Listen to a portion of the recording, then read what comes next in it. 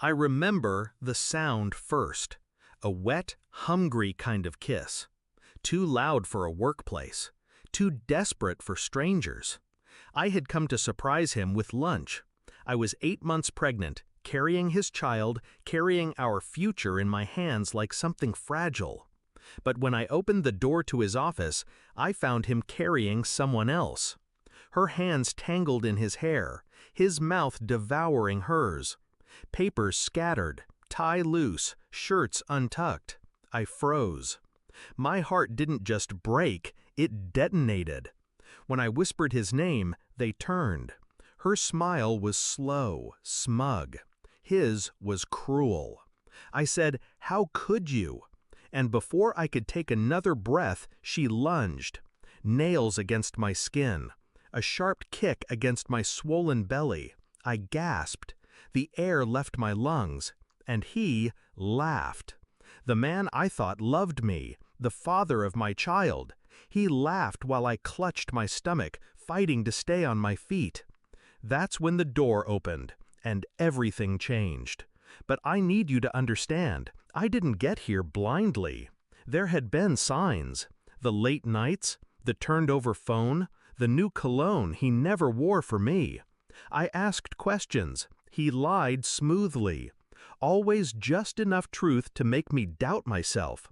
Always just enough charm to make me feel paranoid for asking.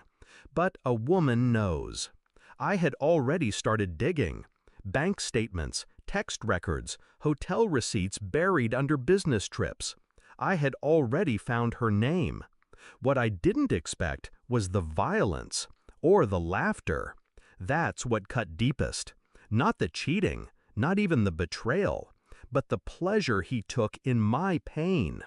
That's the moment my love turned to ash. And ash can choke, or it can smother him. I didn't scream that day. I didn't fall apart.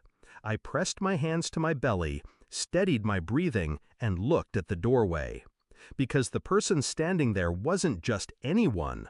It was his boss, the CEO, the man who had trusted him with his company's reputation, clients, accounts. The man whose daughter, the woman in his arms, wasn't supposed to be in that office. The silence was heavy. My husband stumbled, stammered, tried to speak. The other woman paled, then stepped back, her confidence cracking. The CEO's voice was low, dangerous. My office, now. I should have felt powerless that day. Instead, I felt the first spark of control. Because I already knew the truth. And now, so did the one man powerful enough to ruin him without me lifting a finger. But I didn't rely on chance. I never do. While my husband was dragged into a storm upstairs, I walked out of that building and called the lawyer I had quietly retained weeks earlier. Within days, everything I had collected, his affairs, his hidden accounts, his reckless spending, was packaged neatly into divorce papers. I filed for full custody, froze our joint accounts, secured the house in my name with the trust my grandmother had left for me, the one he didn't know existed. Every time he tried to call, I ignored him. Every time he tried to show up, I let security handle it. I wasn't his frightened wife anymore. I was his reckoning. The climax came in the courtroom. He walked in with his expensive suit and his cheap confidence, expecting me to crumble.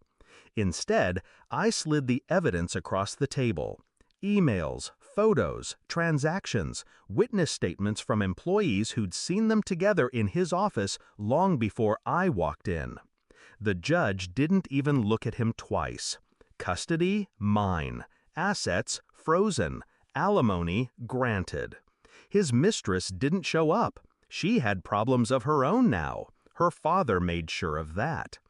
After the ruling, he cornered me in the hallway. His voice was sharp, desperate. "You'll regret this."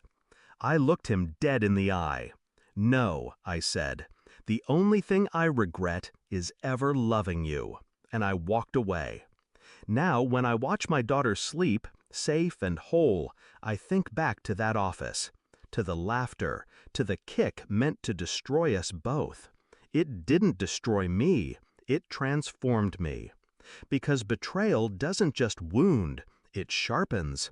And when the door opened that day, it didn't just reveal his affair, it revealed his downfall. And I was the one who made sure he never got back up.